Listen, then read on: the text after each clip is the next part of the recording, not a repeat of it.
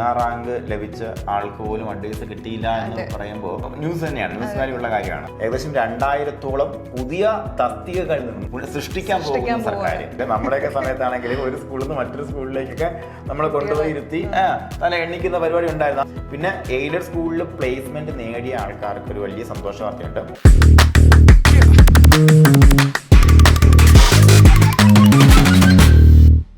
ഏവർക്കും സഹകാരി റൈസ് പ്ലസിലേക്ക് സ്വാഗതം. ഗവൺമെന്റ് ജോലി എന്ന സ്വപ്നത്തോടുകൂടി എല്ലാവരും എത്തിച്ചേർന്ന ഒരു മേഖലയാണ് PSC എന്ന് പറയുന്നത്. അതിൽ തന്നെ അധ്യാപക ജോലിയെ സ്വപ്നം കണ്ട് എല്ലാവരും എത്തിച്ചേരുന്ന ഒരു പരീക്ഷയാണ് LP-UP പരീക്ഷ.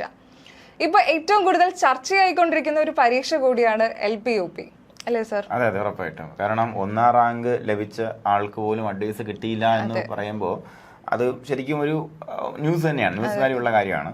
പിന്നെ നമുക്കറിയാം LP-UP ലിസ്റ്റ് എന്ന് പറയുമ്പോൾ 1500-2000 പേരുടെ ലിസ്റ്റൊക്കെയാണ് പല ജില്ലകളിലും പ്രസിദ്ധീകരിക്കുന്നത്. അവിടെയൊക്കെ 60-70 ഇപ്പോഴും ആയിട്ടുള്ളൂ. അങ്ങനെ സിറ്റുവേഷൻ നിൽക്കുകയാണ്. അതും ഒന്നാം റാങ്ക് കിട്ടിയിട്ട് പോലും അഡ്വൈസ് വരാത്ത പല ജില്ലകളും. അവിടെ തന്നെ നമുക്കിപ്പോൾ ഏറ്റവും കോൺട്രഡിക്ടറി ആയിട്ടൊരു വാർത്ത കൂടി വരുന്നു എന്നുള്ളതാണ്. എന്താണ് ആ വാർത്ത എന്ന് വെച്ച് കഴിഞ്ഞാൽ ഏകദേശം 2000-ഓളം പുതിയ തസ്തികകൾ സൃഷ്ടിക്കാൻ പോകുന്ന സർക്കാർ. അപ്പോൾ അതാണ് ഇപ്പൊ എനിക്ക് തോന്നുന്നു അല്ലേ ഏറ്റവും കോൺട്രവേഴ്ഷ്യൽ ആയിട്ടുള്ള ഒരു ന്യൂസ്. കാരണം നിലവിൽ റാങ്ക് പട്ടികയിൽ ഉണ്ടായിരുന്നവർക്ക് ജോലി കിട്ടുന്നില്ല, പക്ഷെ പുതിയ തസ്തികകൾ വീണ്ടും വരുന്നു എന്നും പറയുന്നുണ്ട്. അപ്പൊ അതിനെപ്പറ്റി എന്താണ് സാറിന് പറയാനുള്ളത്? ഓക്കെ, അപ്പോൾ LP-UP പരീക്ഷ എന്ന് പറയുമ്പോഴത്തേക്ക് നിങ്ങൾക്ക് എല്ലാവർക്കും അറിയാം, ഫസ്റ്റ് ഓഫ് ഓൾ നമ്മൾ LDCയോടൊപ്പം കിടപിടിക്കുന്ന ഓപ്പർച്യൂണിറ്റി അതിന് മാത്രമുണ്ട്. നമ്പർ ഓഫ് ഗ്ലോറിഫൈഡ് പോസ്റ്റുമാണ്. അതിനുവേണ്ടി ഒരുപാട് കുട്ടികൾ അശ്രാന്തം കഷ്ടപ്പെട്ട് കണ്ണുനീരൊഴുക്കി ഇപ്പൊ നിൽക്കുന്നുണ്ട്, നമുക്കറിയാം. അപ്പോൾ എന്താണ് ഇവിടെ ഇപ്പോൾ സംഭവിച്ചതെന്ന് ഒന്ന് ചുരുക്കി പറയാം. അതായത് നമുക്കിപ്പോൾ ഓരോ തവണയും നമുക്ക് എന്ത് സംഭവിക്കാറുണ്ട്, അധ്യാപക തസ്തികകളുടെയും അതുപോലെ കുട്ടികളുടെ എണ്ണവും വെച്ചൊരു അനുപാതം എടുക്കുകയും അതിനനുസരിച്ചൊരു പുനർനിർണ്ണയം നടത്താറുമുണ്ട്. അതായത് ഇത്ര കുട്ടികൾക്ക് ഇത്ര അധ്യാപകർ എന്നൊരു അനുപാതം മുന്നേയുള്ള പല കമ്മീഷൻസും നമുക്ക് എന്ത് ചെയ്തിട്ടുണ്ട്, തീരുമാനിച്ചു തന്നിട്ടുണ്ട്. അത് അനുസരിച്ച് മാത്രമേ അധ്യാപക തസ്തികകൾ നിലനിർത്താൻ കഴിയത്തുള്ളൂ. അപ്പോൾ ഇപ്പോൾ എന്താ സംഭവിച്ചതെന്ന് വെച്ച് കഴിഞ്ഞാൽ നമ്മുടെ പൊതുവിദ്യാലയങ്ങളിൽ തലയെണ്ണലെന്ന് പണ്ട് പറയും. പണ്ടാകുമ്പോഴത്തേക്ക് AU വരും അല്ലെ, തലയെണ്ണൻ. മിസ്സിന്റെ ഒക്കെ സമയം എനിക്കറിയില്ല. നമ്മുടെയൊക്കെ സമയത്താണെങ്കിൽ ഒരു സ്കൂളിൽ നിന്ന് മറ്റൊരു സ്കൂളിലേക്കൊക്കെ നമ്മൾ കൊണ്ടുപോയി ഇരുത്തി തല എണ്ണിക്കുന്ന പരിപാടി ഉണ്ടായിരുന്നു. ഇവിടെ ഇത്രയും കുട്ടികളുണ്ട് എന്നുള്ളത്. ഇപ്പൊ തല എണ്ണലല്ല, ഇപ്പൊ സംഭവം മാറി. UID അല്ലെ, LKG ജോയിൻ ചെയ്യുമ്പോഴത്തേക്കും ആധാർ കൊണ്ടുവരുന്ന സിറ്റുവേഷനാണ് ഇപ്പോൾ ഉള്ളത്. അപ്പോൾ നമുക്ക് UID വെരിഫിക്കേഷൻ മാത്രം മതി നമ്മുടെ, കാരണം നമ്മുടെ ഫിംഗർ പ്രിന്റ് ആവട്ടെ, ബയോമെട്രിക്സ് എല്ലാം അതിനകത്ത് കൊണ്ടുവന്നതാണ്. അപ്പോൾ UID വെരിഫിക്കേഷൻ ആണ് ഇപ്പോൾ ഒന്ന് പെൻഡിങ് വന്നു കഴിഞ്ഞ പ്രാവശ്യം. അതിനോടൊപ്പം അതുകൊണ്ട് തന്നെ 25 ജൂണിൽ കയറിയ കുട്ടികളിൽ ഒരു എൻറോൾമെന്റ് വെരിഫിക്കേഷൻ മാത്രമാണ് അന്ന് കഴിഞ്ഞത്. അപ്പോൾ അത്തരത്തിൽ കുറേ കുട്ടികളുടെ വെരിഫിക്കേഷൻ ഡൗൺ ആയതിന്റെ അടിസ്ഥാനത്തിലാണ് നമുക്കിപ്പോൾ ഒന്നാമത്തെ കാര്യം നമുക്ക് ഈ റിപ്പോർട്ടിംഗ് കറക്റ്റ് നടക്കാത്തത്. അപ്പൊ സാർ അങ്ങനെയാണെങ്കിൽ ഇപ്പൊ ഈ റിപ്പോർട്ടിംഗ് കുറച്ച് ഡൗൺ ആയി എന്ന് പറഞ്ഞു. അപ്പൊ അത് സ്മൂത്ത് ആയിട്ട് പോകാനായിട്ട് എന്തായിരിക്കും അവിടെ എടുക്കുന്ന അടുത്തൊരു നടപടി എന്ന് പറയുന്നത്? ഓക്കെ, അപ്പോൾ റിപ്പോർട്ടിംഗ് സ്മൂത്ത് ആകാൻ വേണ്ടിയിട്ട് നമുക്കിപ്പം ഉദാഹരണത്തിന് എക്സ് എന്ന് പറഞ്ഞ സ്കൂളിൽ നമുക്കിപ്പം നേരത്തെ 300 കുട്ടികളുണ്ടായിരുന്നു, ഇപ്പോൾ 250 കുട്ടികളുള്ളൂ. അവിടെ ഒരു ഡിവിഷൻ ഫാള് സംഭവിച്ചു എന്ന് വിചാരിക്കാം. അപ്പോൾ അവിടെ അധ്യാപകന്റെ പോസ്റ്റ് എക്സസ് വരും.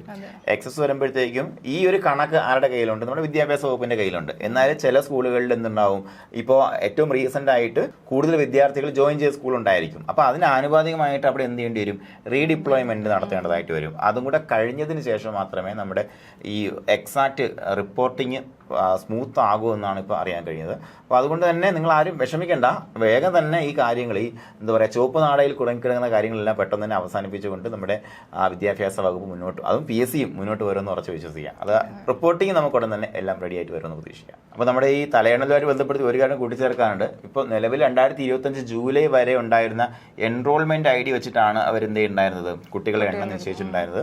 ഇപ്പോൾ അതിനകത്ത് ഒരു ഇളവ് സർക്കാർ കൊടുത്തിട്ടുണ്ട്. കാര്യം 2026 ഓഗസ്റ്റ് 20 വരെ, ആ സമയത്ത് UID സമർപ്പിക്കാൻ പറ്റാതെ അന്ന് UID കൊടുത്ത കുട്ടികളെയും കൂടെ ഇതിനകത്തേക്ക് അധ്യാപക പുനർനിർണ്ണയത്തിന് വേണ്ടി പരിഗണിക്കാമെന്നും സർക്കാർ ഉറപ്പ് കൊടുത്തിട്ടുണ്ട്. അതും നമുക്ക് ആശ്വാസം നൽകുന്ന ഒരു വാർത്തയാണ്. ഇപ്പോൾ കൂടുതൽ തസ്തികകൾ സംരക്ഷിക്കപ്പെടുന്നുള്ളതാണ്. ഈ ഒരു കാര്യങ്ങളെല്ലാം നിലനിൽക്കെ തന്നെയാണ് നമ്മുടെ ഗവൺമെന്റ് ഇപ്പോൾ പുതിയ തസ്തികകൾ രൂപീകരിക്കുന്നതും. അപ്പോൾ അത് എങ്ങനെയാണ് ഈ ഒരു പുതിയ തസ്തികകൾ രൂപീകരിക്കുന്നതുമായി ബന്ധപ്പെട്ട് ആക്ച്വലി ഇത് നമുക്ക് രണ്ട് സൈഡാണ്. ഒന്ന്, നിലവിലുള്ള വേക്കൻസികൾ റിപ്പോർട്ട് ചെയ്ത് അവിടെ ആൾക്കാരെ എടുക്കുന്നതും. രണ്ട്, പുതുതായിട്ട് നമ്മുടെ വകുപ്പിന് തസ്തികകൾ ആവശ്യമായിട്ട് വരുന്നത് നമ്മുടെ വകുപ്പ് ഡയറക്ടർ മന്ത്രിസഭയെ അറിയിക്കുന്നതും അവർ ഫിനാൻഷ്യൽ സാങ്ഷൻ കൊടുത്ത് അത്രയും പോസ്റ്റ് അനുവദിക്കുന്നതുമാണ്. അപ്പോൾ നമുക്ക് രണ്ട് പാർട്ടായിട്ടാണ് നമ്മൾ നോക്കിക്കാണാനായിട്ട്. അപ്പോൾ നമ്മൾ ആദ്യം പറഞ്ഞ പാർട്ട് എന്ന് പറയുമ്പോഴത്തേക്കും നിലവിലുള്ള വേക്കൻസികൾ റിപ്പോർട്ട് ചെയ്യുന്നവരെ ബന്ധപ്പെടുത്തി റീഡിപ്ലോയ്മെന്റ് കംപ്ലീറ്റ് ചെയ്തതിനു ശേഷം നിലവിലുള്ള വേക്കൻസികൾ എന്ത് ചെയ്യും, അവിടെ നമുക്ക് PSCക്ക് റിപ്പോർട്ട് ചെയ്യും. എന്നാൽ പുതിയ വേക്കൻസി തസ്തിക എപ്പോഴും നമ്മൾ മാറ്റി തന്നെ കാണണം കേട്ടോ. തസ്തിക എന്ന് പറയുമ്പോഴത്തേക്ക് ഒരു പൊസിഷനാണ്. ആ പൊസിഷൻ ആൾ ഉണ്ടാകാം, ഇല്ലാതിരിക്കുമ്പോൾ മാത്രമേ അത് നമ്മൾ വേക്കൻസി എന്ന് വിളിക്കത്തുള്ളൂ. അപ്പോൾ പുതിയൊരാളിനെ പ്ലേസ് ചെയ്യാനുള്ള സ്ഥലം, അതാണ് തസ്തിക എന്ന് പറയുമ്പോഴത്തേക്കും. അപ്പോൾ ഈ തസ്തികകൾ ഏകദേശം 1800ഓളം തസ്തികകളാണ് ഇപ്പോൾ പുനഃസൃഷ്ടിക്കുന്നത്. ഇത് 2025-26 നമ്മുടെ തസ്തിക നിർണ്ണയമായിട്ട് ബന്ധപ്പെടുത്തിയിട്ട് നമ്മുടെ പൊതുവിദ്യാഭ്യാസ ഡയറക്ടർ മന്ത്രിസഭയ്ക്ക് കൊടുത്ത റിപ്പോർട്ടിന് മേലുള്ള തീരുമാനമാണ് ഇപ്പോൾ മാർച്ച് മാസത്തിൽ ആയിട്ടുള്ളത്. ഓക്കെ, അപ്പോൾ എന്തായാലും നമുക്ക് പ്രതീക്ഷിക്കാവുന്ന കാര്യം എന്ന് പറയുമ്പോഴത്തേക്കും എല്ലാ ജില്ലകൾക്കും ഇത് വീതിച്ചു വരും. അപ്പോൾ നമുക്ക് ഗവൺമെന്റ് സ്കൂളുകളിലേക്ക് എനിക്കൊന്നും ചെയ്യാത്ത 700ഓളം തസ്തികകളാണ് വരുന്നത്. ഗവൺമെന്റിലും എയ്ഡഡിലുമായിട്ടാണ് വരുന്നത്. എയ്ഡഡിലും ഗവൺമെന്റുമായിട്ടാണ് വരുന്നത്. പിന്നെ എയ്ഡഡ് സ്കൂളിൽ പ്ലേസ്മെന്റ് നേടിയ ആൾക്കാർക്ക് ഒരു വലിയ സന്തോഷ വാർത്തയുണ്ട്. 2015 വരെ ആയിരുന്നു ഡിവിഷൻ ഫാള് മൂലം പ്രശ്നം അനുഭവിച്ചിരുന്നത്. അതായത് പോസ്റ്റിംഗ് കിട്ടിയോ, ജോലി ഉണ്ടോ, പക്ഷേ ശമ്പളം ഇല്ല ആ ഒരു അവസ്ഥയിൽ അല്ലെ 15 തൊട്ട് ഉള്ള പ്രശ്നം. 15 വരെയുള്ള ആൾക്കാർക്ക് സംരക്ഷണം കൊടുത്തിട്ടുണ്ടായിരുന്നു.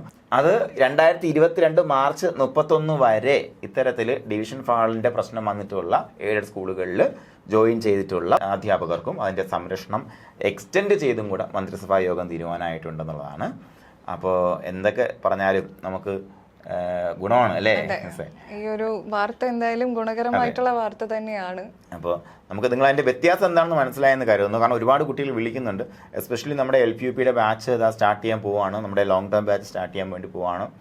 അപ്പോൾ നമ്മുടെ കംപ്ലീറ്റ് മെന്റർഷിപ്പോട് കൂടിയുള്ള കംപ്ലീറ്റ്ലി ഫ്രീ ആയിട്ടുള്ള ഒരു ബാച്ചാണ്. സർ, അതെന്തുകൊണ്ടാണ് കംപ്ലീറ്റ്ലി ഫ്രീ ആയിട്ടുള്ള ഒരു ബാച്ച് പ്രൊവൈഡ് ചെയ്യുന്നത്? അപ്പോൾ ഇത് ഒരുപാട് കുട്ടികൾ ചോദിച്ചതാണ് കഴിഞ്ഞ വെബിനാറിലൊക്കെ. എന്താ വെച്ചാൽ നമ്മളിപ്പോൾ ഒന്ന് നോട്ടിഫിക്കേഷൻ വന്നിട്ടില്ല.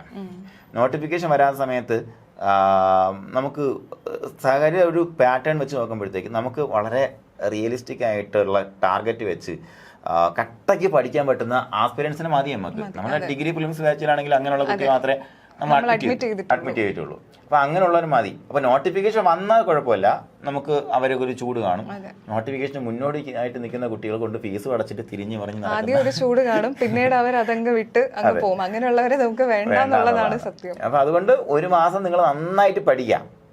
പഠിച്ചിട്ടും നിങ്ങൾക്ക് ഒരു കുറവില്ല, നിങ്ങൾക്ക് പിന്നെയും ഞങ്ങൾ പഠിച്ചോളാം, ആ മൈൻഡ് സെറ്റുള്ള കുട്ടികളാണെന്നുണ്ടെങ്കിൽ നമുക്ക് നമ്മുടെ സഹകാരിയുടെ പാറ്റേൺ എന്താണെന്ന് മനസ്സിലാക്കി വന്ന് പഠിക്കുന്നവർക്ക് വേണ്ടിയിട്ടാണ് ഇത് ആദ്യം തൊട്ട് അവസാനം വരെയും ഉണ്ടാവുക. അപ്പോൾ LPUP ബാച്ചിലേക്ക് എല്ലാവർക്കും സ്വാഗതം. നിങ്ങളുടെ കൂട്ടുകാർക്ക് ഈ ഇൻഫർമേഷന് വേണ്ടി ഷെയർ ചെയ്ത് കൊടുക്കാം. അതുപോലെ എന്ത് ചെയ്യുക, കൂടുതൽ കണ്ടന്റിന് വേണ്ടിയിട്ടും കൂടുതൽ അറിയിപ്പുകൾക്ക് വേണ്ടിയിട്ടൊക്കെ ചാനൽ സബ്സ്ക്രൈബ് ചെയ്യുക. അതുപോലെ നിങ്ങളുടെ സംശയങ്ങളെല്ലാം നമുക്ക് കമന്റ് ആയിട്ട് രേഖപ്പെടുത്താവുന്നതാണ്. കണ്ടന്റ് വേണമെങ്കിൽ താഴെ പറയാൻ വേണം കേട്ടോ. എന്തെങ്കിലും കാര്യങ്ങളെ കുറിച്ച് കൂടുതൽ നിങ്ങൾക്ക് ഇനി അറിയണം, സംശയം ഇതുപോലെ ഉണ്ടെങ്കിൽ ശ്യാം സാർ അതെല്ലാം തീർത്തു തരുന്നതായിരിക്കും. അപ്പൊ നിങ്ങൾക്ക് കമന്റ് ചെയ്താൽ മതി, എല്ലാം നമ്മൾ ഇവിടെ കാണുന്നുണ്ട്. അപ്പൊ എല്ലാവരും നന്നായിട്ട് വർക്ക് ചെയ്യുക. എല്ലാവർക്കും വിജയാശംസകൾ.